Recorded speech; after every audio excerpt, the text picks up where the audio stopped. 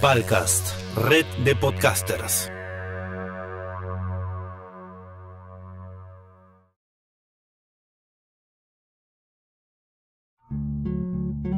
Bienvenidos a nuestro podcast, Diseño y Arquitectura, Conceptos, Tendencias y Especialidades. Mi nombre es Melissa Elvers, soy arquitecta peruana y me desarrollo en el rubro de diseño arquitectónico y diseño interior.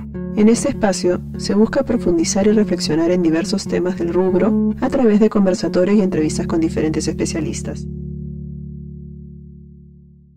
Hoy nos acompaña María Paz Otero, representante de la empresa Sumac, quien es arquitecta especialista en construcción sustentable. Sumac es una empresa que brinda servicios en dirección de proyectos, consultorías en sustentabilidad, eficiencia energética e inversiones inmobiliarias en varios países de América. Los hemos invitado a conversar en esta ocasión sobre sustentabilidad, eficiencia energética y cómo obtener la certificación LEED contemplando estos dos conceptos. María Paz, bienvenida. Antes de comenzar, cuéntanos por favor un poquito más de Sumac. Hola Melissa, muchas gracias por invitarnos. Sumac es una empresa que inició operaciones en el año 2002 en Chicago. Y nos hemos expandido en varios países, sobre todo en América Latina. Tal como mencionaste, Sumac brinda servicios en dirección de proyectos, consultoría en sustentabilidad y arquitectura, todo con miras de la sustentabilidad y eficiencia. Además, estamos trabajando en proyectos de campos solares en Chile y hemos abierto un fondo de inversión para proyectos inmobiliarios sustentables en Estados Unidos. ¿Cuál sería la diferencia entre sustentabilidad y sostenibilidad? Sostenibilidad hace referencia a sostener. Implica que alguien externo aparezca en escena y sostenga. Por eso lo sostenible. Por eso se dice que lo sostenible se halla en un ámbito externo. Un ejemplo de sostenible son las energías renovables, que nos ayudan a producir el recurso energético sin comprometer el medio ambiente de nuestras generaciones ni de las generaciones futuras. En cambio, el término sustentable corresponde a todo lo que tiene que ver con el mantenimiento del sistema. Este tipo de desarrollo no precisa una intervención humana o exterior, ya que sus condiciones económicas, sociales o ambientales le permiten sostener de manera autónoma sin afectar los recursos. Entonces, siempre que dudes entre si una propuesta es sustentable o sostenible, piensa en que una se enfoca más en la intervención humana, mientras que la otra se inclina hacia una idea de autosuficiencia. ¿Y la certificación LEED, qué cosa vendría a ser? La certificación LEED es una de las certificaciones más reconocidas a nivel mundial para validar la sustentabilidad de distintos tipos de proyectos inmobiliarios. LEED son unas siglas que se crearon en Estados Unidos en el US Green Building Council, que significan líderes en energía y en el diseño del medio ambiente. Es una certificación que se originó en Estados Unidos, pero que hoy ya es reconocida a nivel mundial. Y el US Green Building Council es el Consejo de la Construcción Ecológica de Estados Unidos, que es una organización sin fines de lucro, ¿verdad? Claro, los honorarios cuando se realiza una certificación LEED, solo se tiene que pagar unos fees, que son para el US Green Building Council, que es en sí para los honorarios de la gente que realiza las correcciones de los créditos y nos otorga el nivel de certificación que obtengamos. Pero el consejo es sin fines de lucro. ¿Qué puntos son trabajados en la obtención de esta certificación? Depende de cada proyecto los puntos que se van a obtener. Trabajan en 7 categorías. La primera categoría es sitio sostenible, que es donde se aconseja la construcción en lugares urbanos. Buscan minimizar los impactos del edificio en el suelo y agua, reduciendo así la erosión, la contaminación lumínica, la reducción del efecto de isla de calor y reducción de la polución relacionada con la construcción. También promueve un transporte con bajo impacto. Otra categoría es la eficiencia del agua, donde se optimizan los consumos de agua en el interior y en el exterior. En esta categoría, en cuanto a la optimización del consumo del agua en el interior y en la eficiencia de instalaciones, se refieren a temas o puntos como ponte temporizadores en los caños, reuso de aguas residuales, equipos e instalaciones, aparatos sanitarios con sistemas de eficiencia de agua, ¿verdad? Se dividen como en 2 grandes categorías, que vendría a ser la del interior y el exterior. En el interior, las estrategias que plantea LEED, una es, como decías, los artefactos sanitarios, como ser griferías, inodoros y mijitorios con bajo consumo de agua, y las griferías tienen estos aireadores que vos comentabas. Además de aireadores, pueden venir griferías que tienen como que se cortan en cierta cantidad de segundos. Y después, en cuanto a los migitorios e inodoros, tenemos justamente migitorios e inodoros secos también, ahora que están en el mercado, y ellos no consumen ningún tipo de agua. Están buenos, pero todavía hay un cambio cultural importante que tenemos que hacer para aceptarlos, imagínate. Bastante. Y dentro del agua, del consumo interior, también, como decías vos, la reutilización de aguas grises, y en el exterior, plantas nativas y autóctonas con bajo consumo de agua y una eficiencia en el riego. La siguiente categoría, entonces, Energía y atmósfera promueve un diseño y construcción energéticamente eficientes, o sea, instalaciones térmicas y lumínicas eficientes, monitorización, utilización de energías renovables, entre otras. me imagino que uno de los puntos es que el diseño sea considerando sistemas pasivos de aclimatación, tales como son la orientación de la edificación, ¿verdad? Para trabajar con el asolamiento y reducir la aclimatación artificial, ¿verdad? En la edificación. Claro, eso está relacionado con la calidad del ambiente interior, que sería otro de los puntos que promueve el LEED, porque se basa en que en el interior de los espacios haya una buena calidad. Y la calidad del aire depende de la radiación solar y de la envolvente. Entonces, justo están relacionados estos dos, porque antes de, cuando haces como el anteproyecto del diseño, se tiene que considerar la envolvente del edificio y la incidencia solar que va a tener el ambiente. Eso hace que se ahorren energía y además que tengas una buena calidad en el interior del aire. Mientras más eficiente sea la aislación que tenga la envolvente, ahorras en energía. La siguiente categoría que se trabaja en la certificación es la de materiales y recursos, que promueve la utilización de materiales sostenibles en su manufactura, transporte y utilización, así como la reducción de residuos y reciclaje. Esta reducción de reciclaje no es solo postconstrucción, no es solo después de la construcción cuando se ocupa el edificio, sino también durante la construcción. Se promueve que durante la construcción como mínimo un 75% de la obra en sí no vaya a rellenos sanitarios. Y en cuanto a los materiales también, para ser seleccionados tienen que previamente haber sido aprobados bajo algún tipo de certificación, ¿no? Bajo la misma certificación LEED. Sí, si no se llegara a tener certificación, como ocurre en nuestros países, se trata de documentar. Nosotros lo que hacemos es documentar los materiales, por ejemplo, por decirte un porcelanato, que no tenga ningún tipo de certificación de los que pide LEED. Se trata de documentar de dónde se extrajo la materia prima, dónde se produce y de dónde se traslada hacia la obra. Y generalmente esa documentación nos la dan los proveedores del material. Excelente. La siguiente categoría es calidad del ambiente interior, que en este apartado se valora la mejora de la calidad del aire interior, la utilización de la luz natural, la reducción del ruido y la calidad de las vistas exteriores.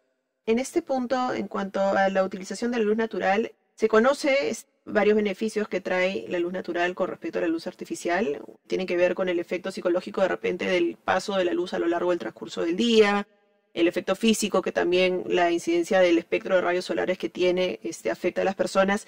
¿Qué cosas que evalúa o qué cosas que toma en cuenta la certificación en este punto que lo hace importante? Es eso que acabas de decir vos, es lo más importante, pero a la vez viene de la mano con vistas hacia el exterior. Entonces, si uno tiene buen ingreso de luz natural, también va a tener vistas hacia el exterior. Entonces, como el humor del trabajador en la oficina mejora mucho más. No solo el humor, sino la eficiencia en el trabajo. Eso LEED tiene varios estudios hechos donde lo comprueban. La siguiente es situación y relaciones con la comunidad, donde se valora la implantación del edificio en lugares ya habitados, lejos de áreas sensibles medioambientales, cerca de infraestructuras existentes y zonas verdes. ¿Y el siguiente punto? El siguiente punto, y el último que nosotros también consideramos que es súper importante, es concientizar y educar a los usuarios y a los visitantes de los edificios. Porque esta es muy importante porque, por ejemplo, si uno, hoy que hablábamos de los artefactos sanitarios, si no se educa a la gente diciendo cómo lo tienen que usar, qué tienen que tirar, por ejemplo, en los inodoros, y el mantenimiento que le tienen que hacer, pueden llegar a reducir el consumo. Entonces, junto con todos estos edificios sustentables, es importante también educar a los usuarios y a la gente de mantenimiento. María Paz, ¿y a qué tipo de proyectos se puede aplicar esta certificación? Se pueden aplicar en todo tipo de proyectos y hasta proyectos existentes bajo distintos checklists según su tipología. De todas maneras, todos los distintos tipos de certificación se dividen en 4 grandes grupos. LEED, diseño y construcción, que son proyectos nuevos por construir, sea alquiler o venta, uso propio, proyectos educativos, proyectos corporativos, multifamiliares, etc.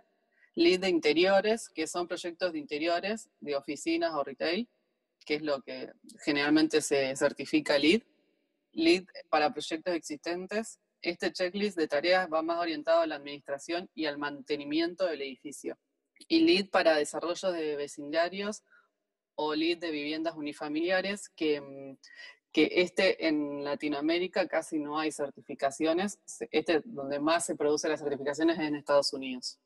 En el caso de LEED para edificios existentes, aparte del tema de mantenimiento, que me imagino que deben de tener consideraciones, ¿involucra también cambio en las instalaciones de los edificios? ¿Se realiza algún cambio estructural, de infraestructura e instalación?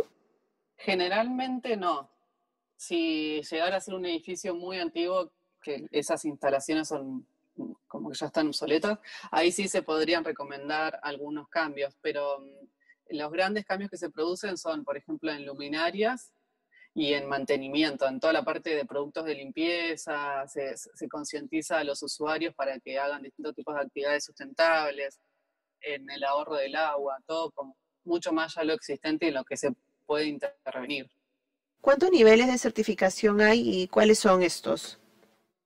Existen 4 niveles de certificación: certificado, plata, oro y platino. SUMAC ha trabajado proyectos en todos los niveles de certificación, pero a lo último depende del cliente a cuál se quiera apuntar. ¿Qué es lo más común en este caso? Lo más común es plata y oro. Oro más llegando a plata que a platino. ¿Cuáles son los beneficios de obtener la certificación? Los beneficios son varios. Uno importante es la reducción de costos operativos, tanto en agua como energía. Otro es la reducción de costos durante la construcción del proyecto. Otro beneficio es la obtención de incentivos tributarios, definitivamente aportar a la disminución de recursos, la reducción de huella de carbono, gran diferencial para tu proyecto en el mercado inmobiliario e incremento del valor del edificio, ya que resulta más atractivo para multinacionales que requieren alquilar espacios sustentables. Y es verdad que si bien la inversión inicial es mayor, a largo plazo se logra generar un ahorro. Dependiendo del proyecto, el plazo de retorno de la inversión va variando. Por ejemplo, invertir en calentadores de agua solar no es una inversión muy alta y su recupero suele ser en 3 años aproximadamente. Pero si hablamos de energía fotovoltaica, el recupero sí suele ser mucho más largo. Esto de la recuperación basado en calentadores de aguas solares o de energía fotovoltaica, que se basa en la conversión de la energía del sol, ¿no? Para poder hacer funcionar los equipos, depende, me imagino, de la ubicación, ¿no? Porque hay lugares que tienen mejor asoleamiento que otros, entonces algunos lugares van a poder aprovechar mejor los sistemas y recuperar más rápido con respecto a otros, donde la incidencia solar pueda ser menor. Sí, igual Perú tiene buena incidencia solar como en todo el país. Sí va a depender en sí de la ubicación del proyecto por los vecinos, porque por ahí estás en una zona que los vecinos te producen sombra o los árboles en sí. Ahí sí sería casi ineficiente instalar uno de estos sistemas. ¿Y tienen alguna referencia o métrica que muestre el incremento en costos entre un proyecto convencional y un proyecto certificado? Quizás algún tipo de referencia también del ahorro que se podría lograr al tomar algunos recursos sostenibles como energía solar o reuso de las aguas residuales. Sí, te voy a comentar un rango de las certificaciones y sus ahorros.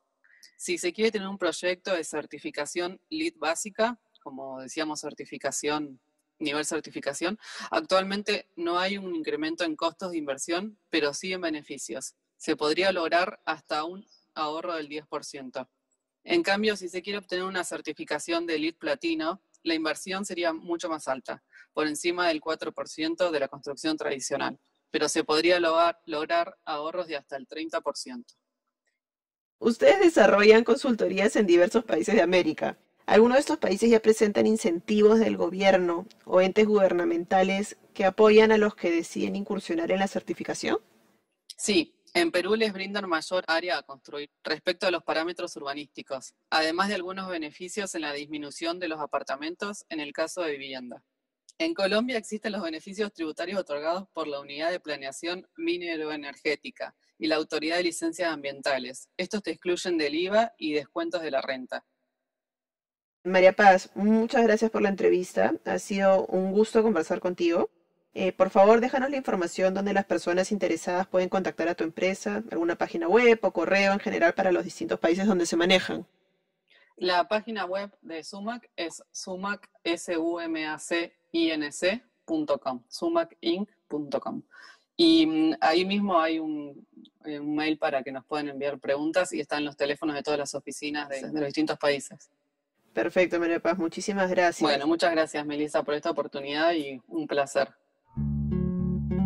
Gracias por escucharnos. Pueden suscribirse al podcast para recibir los siguientes episodios a través de Spotify, Google y Apple Podcast. Agradecemos a Palcast, red de podcasters, por sus servicios. Pueden también seguirme en redes sociales como Melissa Elvers Arquitectura o contactar al siguiente correo info@melissaelvers.com. Palcast, red de podcasters.